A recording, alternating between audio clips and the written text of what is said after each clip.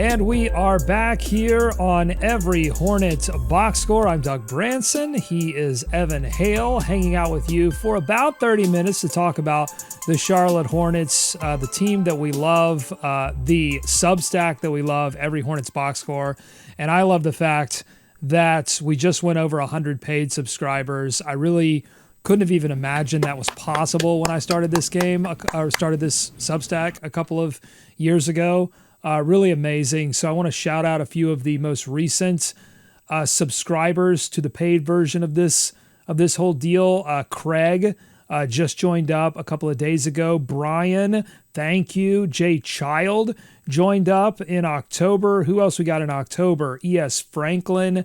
Blake joined in October. How about Sherm joining up for the yearly subscription? Who joined up? Brian joined up for the yearly. Craig joined up for the yearly. Thank you for committing for the season. Appreciate that. So you get a shout out here on the show. We do it about once a month. I just gather them all up, shout everyone out that has really helped. And obviously, like, this podcast goes out to all the members of the Sicko Brigade here on Every Hornets Box Score.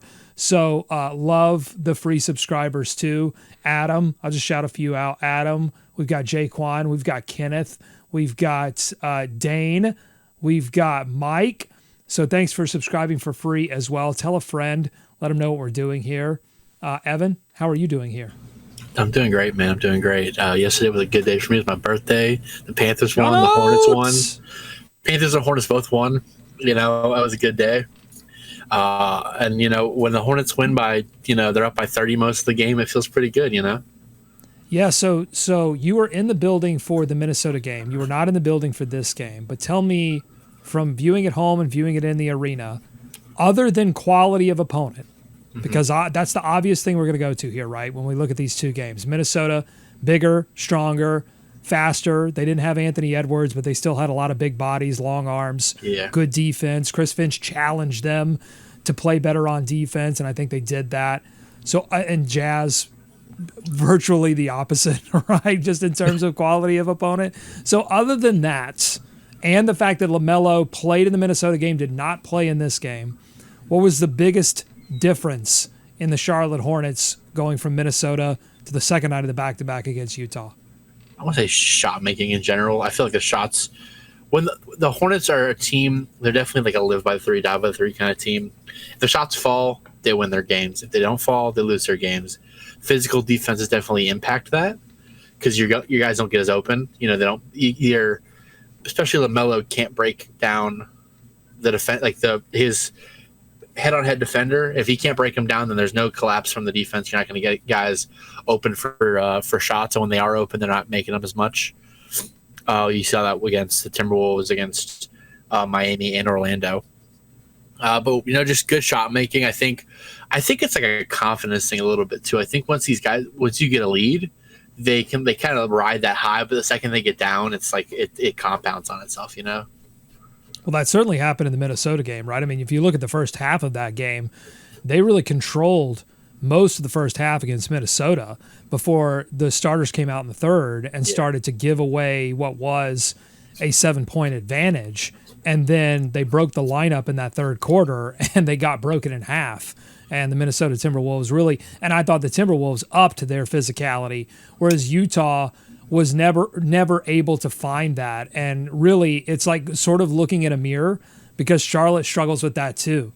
Charlotte struggles with a lot of the things that we saw Utah struggle with against Charlotte, which is like, all right, they're hitting me in the mouth right now. What do I do about it? And that's what Miles Bridges was challenging the team to do, is like, hey, we've got to be able to be physical back. When teams are physical with us, can we be physical back? They didn't really have that issue against Utah. They're not able to answer that question yet. But I think you're right. The shot making was a huge difference. I've got their shooting up here on the screen now. They were 42% from three. Khan was hitting. Miles was hitting part of his 29-point night. And Sion James was hitting. We should probably dig into Sion a little bit here in a second. But I want to point out one number here, and that's the corner threes. 7 of 12, 58% from the corner. This is a spot where you want to be, if you want a good offense, you have to be successful from the corner, both in generating the looks and then actually knocking them down. The Hornets were bad at this last season. They couldn't generate the looks, and they could not knock them down. And so I think that was a big one here. Above the break, still pretty good, 35.5%. But I mean, just automatic from the corner, 12 attempts versus the 5 for Utah. And that 12 attempt number to me, Evan, was a signal that, and this is what I saw all night long, the Hornets were so easily able to get past that, what Charles Lee calls the MIG, the most important guy, the guy who's guarding the ball. They were able to get by that guy and operate in the middle of the floor.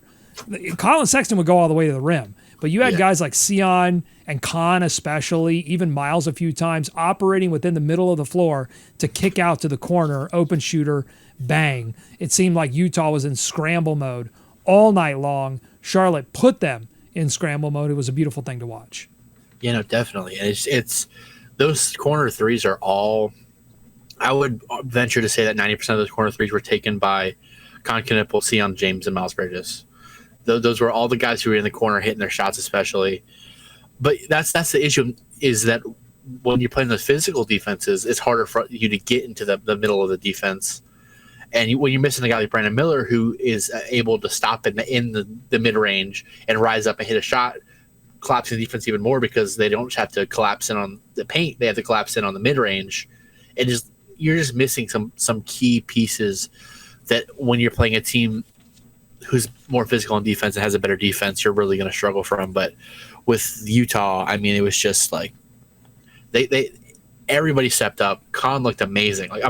Like he had 17 in the first half, I think. Like he just was elite. Miles Bridges, it might be the best basketball player in the world when LaMelo Ball and Brandon Miller don't play. Like it's just what it feels like. It's like Jordan Braun and then Miles Bridges. Well, I mean, to his credit, he understood the assignment, right? And so did Khan to a certain extent. Khan needed, I think Khan needs to be more aggressive when LaMelo Ball is healthy. He'll still have to answer that question.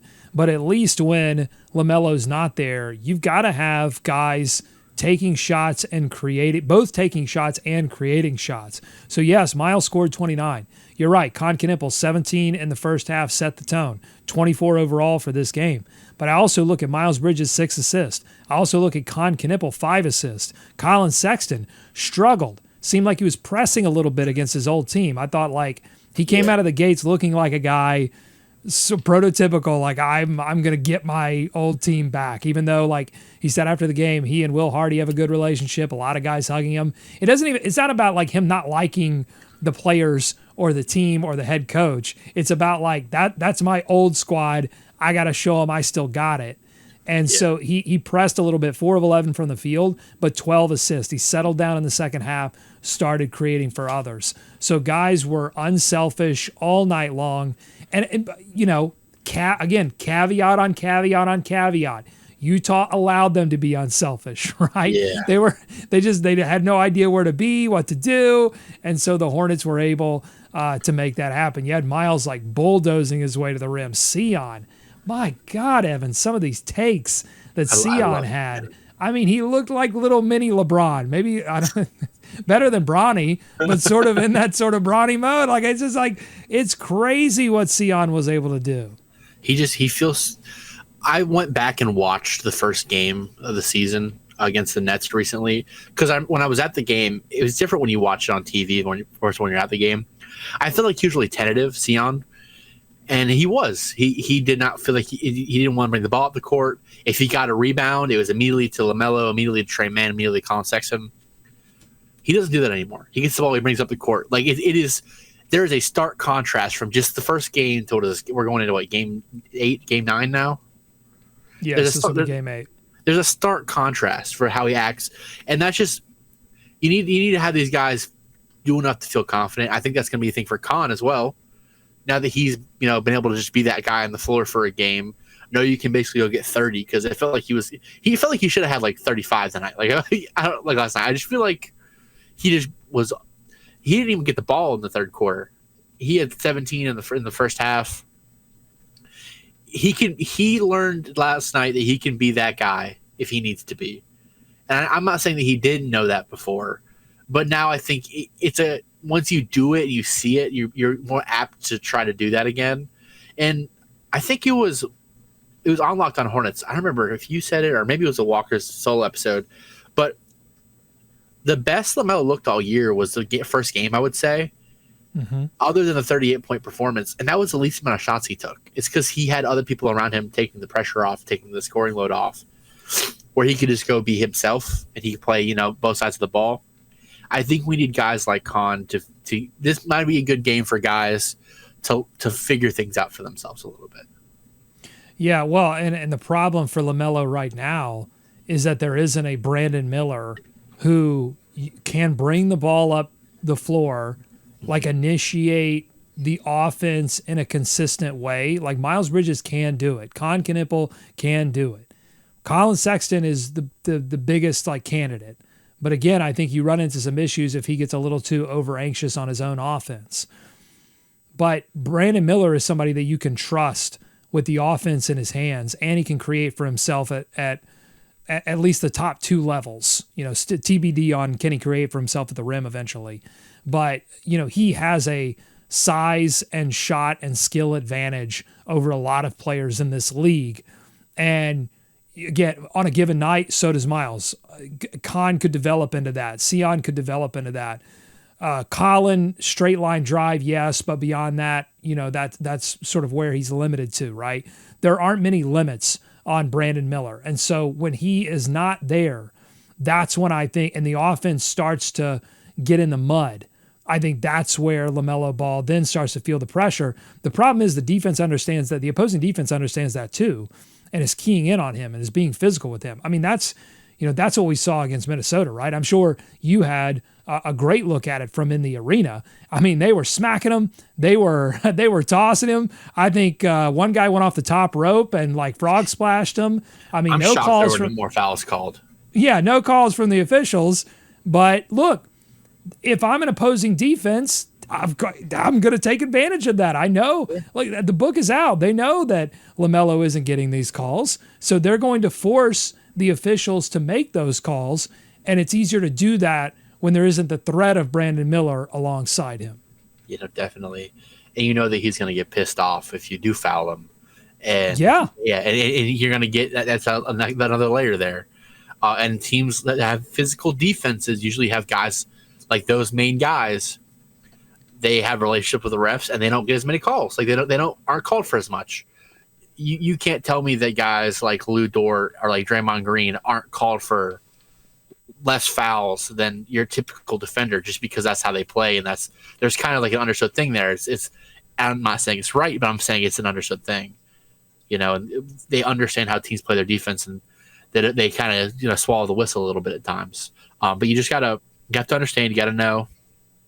You got to just play what you can. And I'm hoping that this team gets the confidence from this game. Like I was saying, confidence.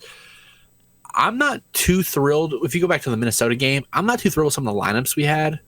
It just feels like they aren't putting out lineups that can score sometimes.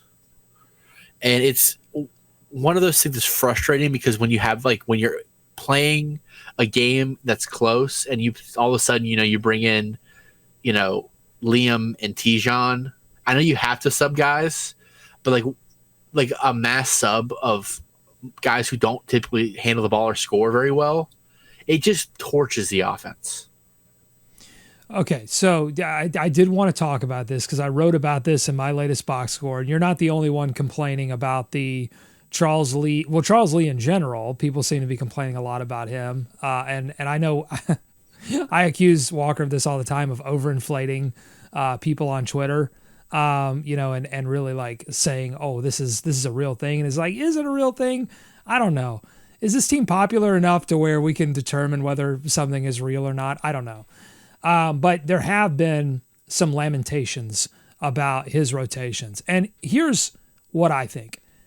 I think that unless you're a top 3 or 4 team and you're all the way healthy, to me, it's very difficult to make good, like actual good arguments about whether rotations are bad or not. I think any rotation complaints for teams below that threshold really just come down to, I wish my team had better players. Because like I don't know that the problem is the problem isn't that he is playing Liam McNeely and Tidjane Salaün. It's that he kind of has to. Yeah. And I say that from two respects. One, health, right? Like if Brandon Miller and Grant Williams and Josh Green were healthy, they would be playing over Liam McNeely, Tidjane Salaün. I think Sion might have even been in danger of being buried under or hidden under a bushel for a little while. So Sion is probably the biggest beneficiary, but certainly the back half of that, or the bottom 2 or 3 of that rotation is getting subbed out. But I also think about like Tidjane Salaün, just giving him an opportunity to see where he is against NBA competition. Like if you're talking about a team where you're like, hey, I want to develop players, you have to give those players an opportunity to see what they can do.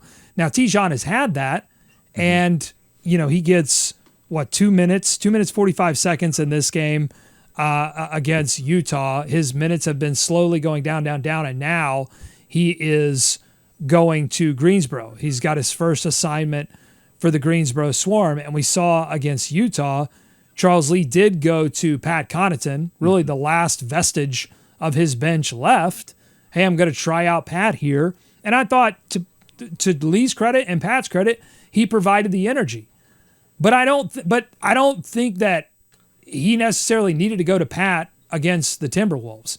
To me, when I look at that Timberwolves game, I don't see, there was 1 or 2 rotations that could have saved that game. The starters come out in the third quarter and get blanked -7. Like the starters for the past, not this Utah game, but the Minnesota game and the Orlando game, it was the starters that were the worst lineup. And so you could have some qualms about, maybe he didn't start Colin here or he started so-and-so here. But in terms of like the bench rotations in particular, I just don't, that to me is like less about how he's dealing the cards and just the cards that he has to deal. Yeah, maybe I have a slight frustration with Tidjane, how he's been playing in general. But I just feel like when you have, I wish you would just stagger him a little bit more. Just because when you talked about the starters being -7 against Minnesota, the lineup when he first put in Tidjane and Liam, it was Ryan, Colin, and Khan. Sexton's your only real initiator on that. I mean, Khan's working on it, but he's still learning. They were also a -7 in less time played. So I mean, it's just. But part of that, and what I think people look, you can either understand this or not. You can either accept this or not, and I understand if you don't want to accept this because it hurts me to accept this. But they're managing LaMelo's minutes. They're managing his games. That's what this whole right ankle impingement is about. He's had so many ankle sprains and procedures that bone is rubbing up against bone, and there's just going to be times when the ankle is sore, and they're trying to manage that as best as possible, particularly early in the season.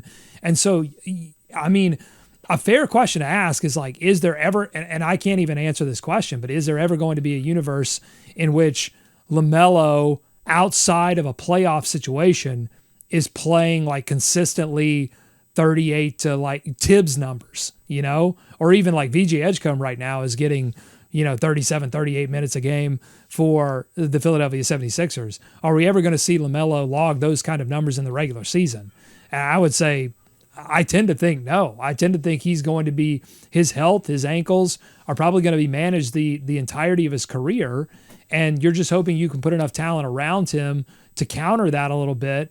And then when you get to playoff time, he's healthy and you just fully unleash LaMelo, or towards the end of the season when you're in a playoff seeding battle, you can get a few more games where he is playing 38, 39, 40. I just think they're being extra cautious early in the season and probably for the first quarter of the season with his minutes. And so that's going to ripple effect down into, like you would have, those players you listed to me there, you would have liked to see LaMelo in there or maybe Miles, but Miles in that Minnesota game, I think got 37, 38. So, 37. Some of this is they drafted 4 rookies and they signed all 4 rookies. and they have health issues. And so all 4 rookies are playing. And there's times when they play better than rookies, and there's times when they really look like rookies. And that's going to have like serious effects on your ability to like look like an NBA offense without LaMelo Ball on the floor. And I think that's what we're seeing here. So look, to me, I'm not saying Charles Lee's rotations are perfect or he's great at making rotations. I'm saying this is the wrong time to judge that and the wrong context to apply those judgments. Let's wait until Charles Lee gets that opportunity, to be in a playoff battle down the stretch, to play, important games, maybe NBA Cup games. Then, I think we can have those conversations. But to me, it's wrong time right now. Yeah, no, it's just, I think the biggest frustration for myself and everyone else, I saw people like complaining about that, was like you have him play the start of the fourth quarter, and then you pull him out less than halfway through the fourth quarter, and then you throw him back in there for a minute, 3 minutes left in the fourth quarter. Yeah. If you're going to keep him out and limit his minutes, stagger them a little better in that regard. Because I mean, you kept him out long enough. The game was close enough that if he played, there was a chance, but you kept him out for the time when you would have had to make a run. And then you put him back in when the game was basically done. Like, why? Either don't put him in there or have him play more extended minutes on that regard. And he did not look 100%. There were, he's been, we've talked about on the show how much he's hustled on both sides of the ball start the season. Mm-hmm. He felt the step slow. He felt like, if Khan got a rebound or somebody got a rebound and they gave him to a running, I'm all football right now. They give it to a guard, and it's not LaMelo. He wasn't running up the court like he had been. He was he wasn't jogging, but he wasn't running either. He was like kind of somewhere in between. He didn't feel 100%. And I was hoping that this operation he had during the offseason was going to kind of mitigate some of this pain that he had. Maybe it is. Maybe it's just like maybe he had a bad game or something. Maybe he tweaked it a little bit, and that's why it's so bad. But it just makes me concerned for the future, because I had faith, which, call me stupid if you want, call me a sicko. I had faith that the operation he had this offseason was going to help mitigate that pain, like take, ease up some of the bone on bone contact. I think they said, quoted that he had healed poorly from the operation. So I was reading it as maybe his bones overgrew or something along those lines. They rubbed bad. They shaved it off, and he's supposed to be better. I don't know. I in my brain, I knew that there were going to be games where they were going to rest him, just logically. But like, I could see that he was in pain, and I didn't think that was going to be quite the case this season. Yeah, it's something definitely to keep in mind, to monitor, and I think to keep in mind with this Lee situation, because like the other thing I think you have to keep in mind too is that it's a different. He coaches in terms of his rotations in a different way than Steve Clifford did, mm-hmm. And then I recall Borrego too. Borrego actually more like Borrego. Borrego would throw Nick Richards in there in the first quarter for like 3 minutes and then yank him. And we'd be like, is that enough time for a guy to really get into rhythm? You see some of that, but I think what Lee is doing is trying to play matchups. Mm-hmm. He's looking at his defense and going, I don't have the personnel. I can't just throw my 5 best players out there and always expect to be able to defend. Mm. So, in order not to get completely burnt to a crisp by a particular matchup, I'm going to try to put this guy in here at this time. When they sub in this guy, I'm going to sub in that guy. Or his starting lineup has changed a lot based on what's happening with the opposing team's wing situation. And so I just think maybe this is rookies. Maybe this is just general personnel. To me, like if Brandon Miller and Josh Green and Grant Williams were healthy, I just think he would be more inclined. Like you look at the rotations, mm-hmm. and they would look more like Steve Clifford rotations, where it's like more predictable. Guys are coming in and out at certain times, and I just think it would look more like that. And to me, his rotation decisions speak more to the instability of what he's dealing with than really like his actual philosophy about what he'd want to be doing.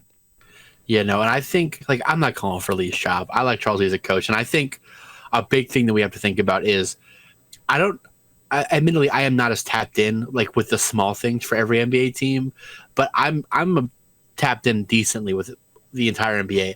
I don't see a relationship with a GM and a coach like I do with Jeff Peterson and Charles Lee. I feel like those guys, they have like a I don't want to say symbiotic relationship, but I feel like they are working towards the same goal. I know that's kind of what everyone says, but I think that the way that they're going about it, they're working a lot more in tandem than you typically see a coach and a GM. And I think that they're giving Lee a leash because they know that they're not quite there yet.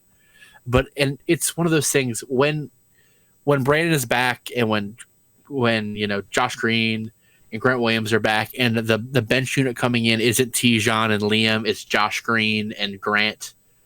That's gonna be something. That's gonna be you're gonna feel that a lot more. I think this team is significantly better than last year's team.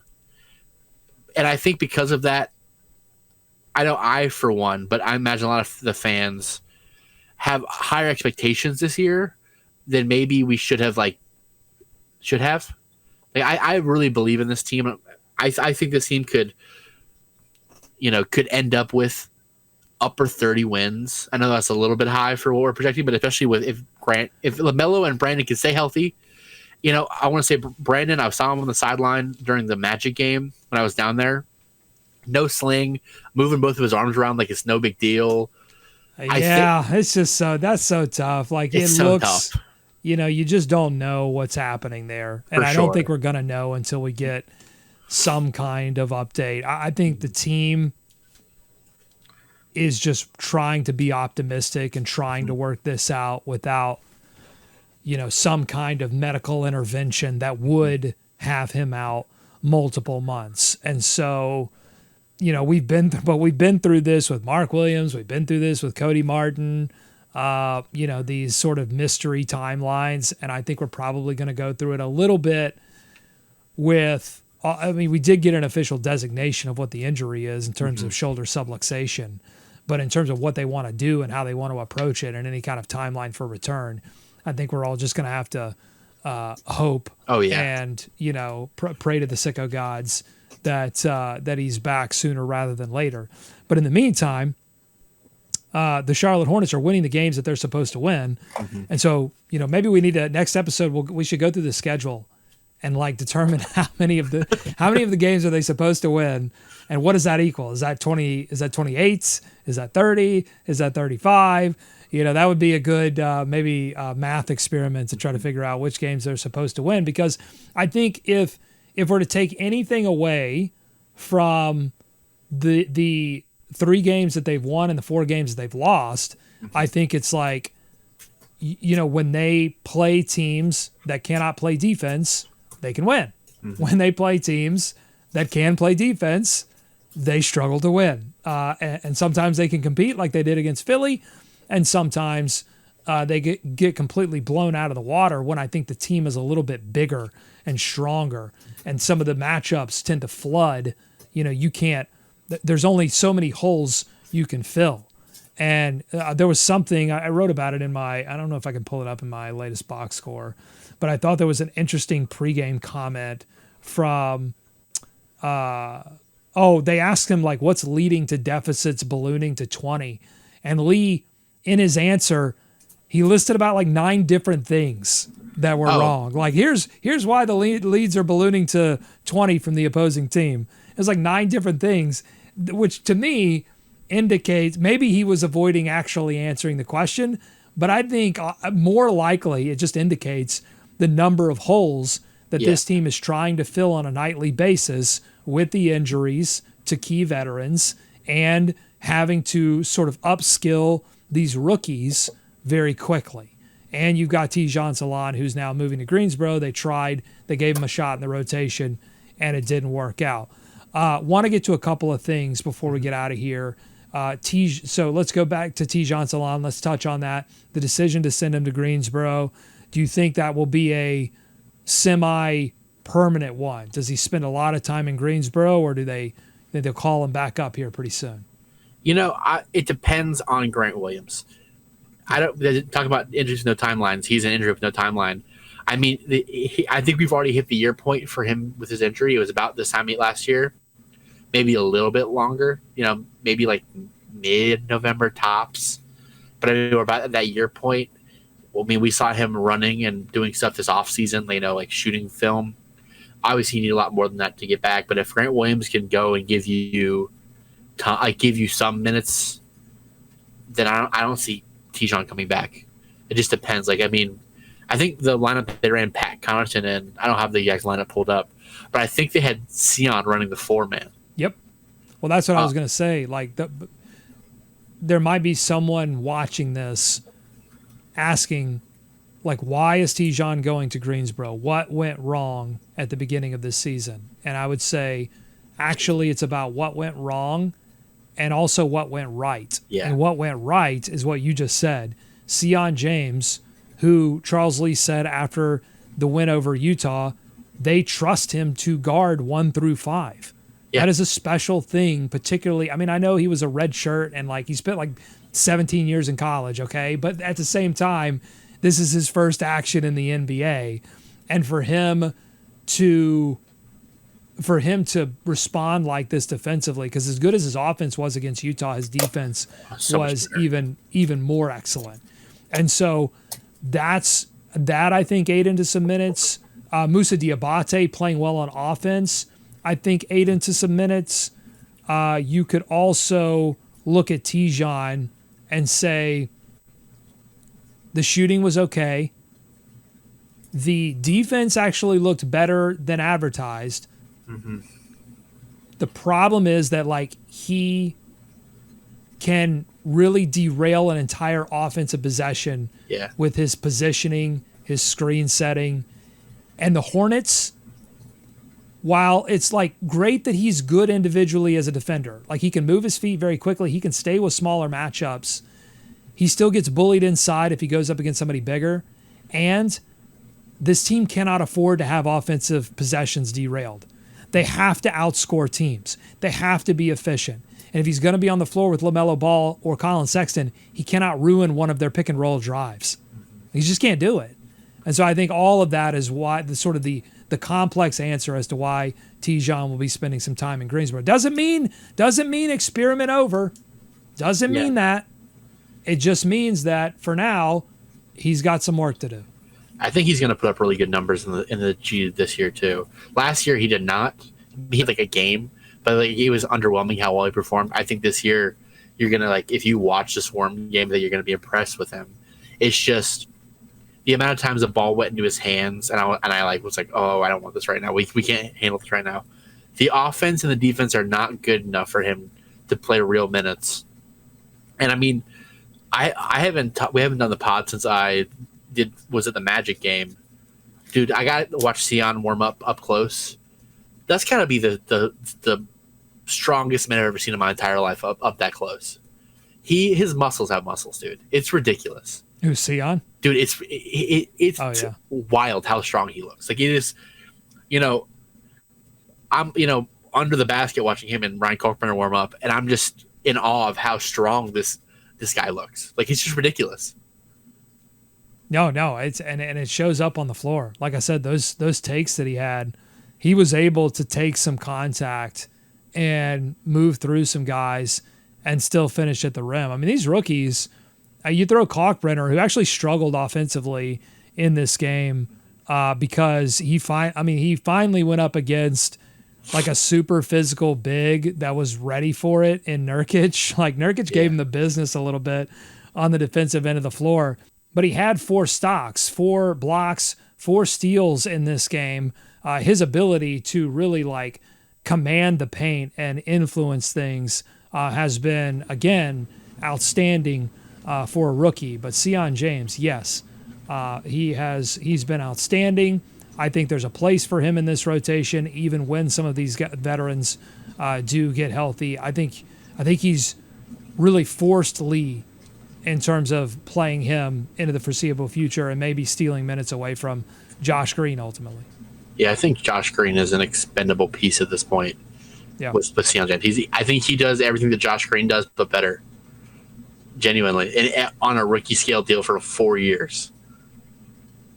It's Absolutely. beautiful. And Matt Wood, one of the subscribers to Every Hornets box score, commented Sion max vertical 39 inches at the combine, 6'4", 217 pounds, very good athlete, better basketball player, is a Swiss Army knife. He's earned minutes tonight. He and Khan combined 7 of 14 from 3. Efficient players are so important. Well, here's the thing. Efficient players on really affordable contracts. Oh, yeah. Like that's, if you look at what OKC is doing right now, they're going, hey, we're paying 3 players an immense amount of money. Like $1 trillion. Yeah. How do we survive that in the current cap landscape? And the answer is you draft extremely well and you have a lot of players on those affordable kind of deals, and then the clock starts ticking. So that's what they've done here with Sion and Kalkbrenner and even Con Knipple. Like that's going to allow them, whatever happens with LaMelo, Brandon's got to re-up, eventually bringing on another player on serious money. It allows them the flexibility to do that. So it has been really outstanding, really entertaining to watch. Speaking of watching, what are you watching for this week in Charlotte Hornets basketball? What are some of the things you want to see? I just want to keep seeing the rookies play like the rookies are playing. We play the Pelicans next. Talk about games we should win. If we lose to the Pelicans, I might crash out. They look terrible. Terrible. Because the Clippers don't even look good, and they lost to the Clippers. I know it was on a buzzer beater. Kawhi Leonard had a great shot, but they look terrible. And it's they're awful. 0-6. Zion looks disinterested. They've given up. Derek Queen can't even get on the floor. They gave up an unprotected first-round pick to move up in the draft to get Derek Queen. I saw Jake Madison of Locked On Pelicans tweet out that he did not get on the floor until like 6 minutes left into the fourth in their last game. Like that's absurd. They're a minus. Look at this. They're a minus 18 point differential. The next closest team to them are the Mavericks at -8. Like that is insanity. That's wild. Yeah, no, it's really ugly out there right now. And I cover the Hawks for another job. The Locked On Hawks guy, he tweets every time the Pelicans lose because of the pick. It's the whole thing. And Pelicans fans like, why are you talking about us? I'm like, because we have your pick. Like, it's ridiculous. And it's been, it's Derek. I like Derek Queen. Derek Queen was not worth the trade. I like the idea. I like the idea that Pelicans fans have just eternal sunshine themselves on the pick. They've just like wiped their memory, and every time they have to come back and be like, why are you talking about us? Because we have your pick. Really? Next day. Why are you talking about us? Because I have your pick. Oh, really? It's just amazing. Yeah, it's pretty They can't deal with the pain. They can't. They are one of the most poorly run franchises in this. It doesn't suck for Pelicans fan. They took the Hornets away. I don't like the Pelicans. I don't care. Lord. If we lose this game, I'll be upset. That's all I'm going to say. But you were talking about defenses and good teams we should lose to and bad teams we shouldn't lose to. There are good teams that we should beat and bad teams we should lose to in that regard too. Like I think there's a good chance we beat the Lakers at home just because they're not a very physical team. But like maybe Memphis, who has not played very well this year, I would say they're arguably a bad team, is a team that probably can give us some trouble just from the physical defense aspect. This is a crazy number that I just pulled up here. Grant Williams, games missed from that ACL injury. Oh my 73. God, 73. Oh my Lord. 73 games without Grant Williams. When he comes back, like it's just we're going to have to completely reevaluate what we think about this team and rewire our brains to remember the things that Grant Williams was able to provide, including pick and pop shooting, including a little bit of a post-up facilitation game. Like he didn't score a ton out of the post-up. Who does these days? But you could throw it to him down the left to the right block, and he could facilitate to the corner out of the post-up position. So that's a unique wrinkle that he brought to the game. And then he was like the only a-hole on the team, and now he's coming back to a team full of a-holes. Like Khan's got a little a-hole in him. You've got Sion with a little bit of that. Colin is the main. He's like a-hole prime now. It's like sorry, Grant, I took it from you. You're now beta a-hole. I am now alpha beta a-hole. I love it. It's just I can see the workings of what this team is going to be, and God just gets me excited. We're not gonna be a playoff team, maybe play-in team, but we're gonna be a fun 35 win team. That's my projection thus far. A fun 35 win team. All right, we're just going to spend the next couple of minutes here just basking in these New Orleans stats. Not in a way where I'm like I need to be careful here. I'm not trying to jinx the team or anything. We're going to lose now. This is guaranteed. Yeah, no, I'm not. No, we're going to be careful here. We're not going to do that. We're just going to state the facts, and the facts are that they are 30th in net rating at minus 17.8, 27th in offensive rating, 29th in defensive rating, 29th in true shooting percentage. I mean, really, all right. 13th in turnover percentage. I don't know if that's good or not. I don't know. Free throw rate, middle. They get to the line a lot, which, by the way, if you're looking for one way that the Pelicans could win, the Hornets, even though they were perfect from the line against Utah, and a lot of that Miles Bridges, whose shooting wasn't particularly great against Utah, but he got to the line for 12 free throw attempts and hit all 12 of them. The Hornets were perfect, 22 of 22, but they gave up 29 free throws. A lot of that in a stretch in the third quarter that had Utah really come to play at all in the first half would have been meaningful, but the Hornets were up 30 and it just turned it into a 20-point deficit. But they just way too much fouling in the third quarter. Again, the Hornets' difficulties with sustaining disciplined play defensively through a full 48. So if you're going to circle one thing and say you have to take New Orleans seriously in this respect, it's they can get to the line, which teams have been able to do against Charlotte. So watch out for that. Wow, this is crazy. We're looking at crazy stats right now. I just was looking at the stats because I was on the box score and it said LaMelo's leading the team in scoring, which makes sense. But I was I wonder where Miles is at after having back-to-back 30-point games, essentially. I clicked the stats. LaMelo is leading this team in points, rebounds, assists, and steals. Kalkbrenner is leading in blocks. It's crazy. I didn't think he'd be leading, averaging 7.8 rebounds. That's kind of crazy. No, it is. I mean, it speaks to, exactly, just how valuable he's been, how much he's done. Sometimes, I would say most of the time, in a way that makes sense, in a controlled way, occasionally not. But when you're playing on a team that isn't totally structured, that isn't totally filled out with lots of experience, there's just going to be a lot of leeway that LaMelo is going to have to work in and judge. And so, I think we have to be careful with judging him too harshly. If he does play a little out of control sometimes, it's okay, but the boundaries by which he can play are pretty wide because of the inexperience, because of all the rookies that he's playing with right now and trying to wrangle in and how badly he wants this team to win. So I think we have to keep that in mind as well. All right, final word here, Evan, before we get out. I mean, I feel like I've said everything I need to say. I mean, I'm excited for this team. Hopefully we get a win. I mean, I think the schedule we have coming up, I'm pretty excited about. I think there are some winnable games. Even in Milwaukee, I think he can beat a Milwaukee, honestly. Yeah, so next up, they've got LA. Well, let's see. No, I'm sorry. This is backwards.